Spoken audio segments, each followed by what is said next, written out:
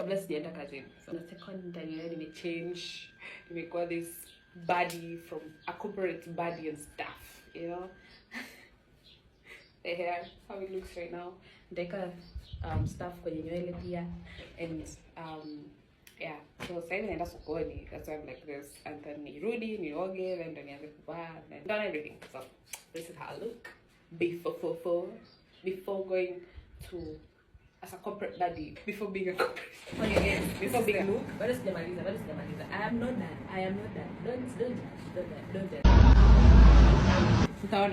But yeah, so that's the look. Let's put to journals. This is a ring nimenunua juzi.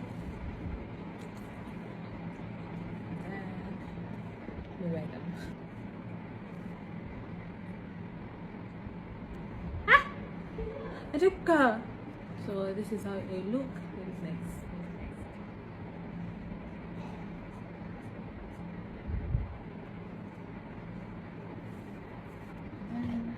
So kwenye nywele nataka niweke nini? Kwenye nywele sijui niweke nini, yani I don't know. But nataka niweke maurembo. That's the plan. Siko najua kama unaenda haraka hivyo. So I think nitaweka hizi na just the other one. The hell. Easy. There easy. So 1 minute. So guys, I had to change the top because sijaipenda vizuri. Haikuja janitia. So yeah, this is the perfume natumia. Hey. Inakauka, msijali inakauka. Okay guys, this is the final look.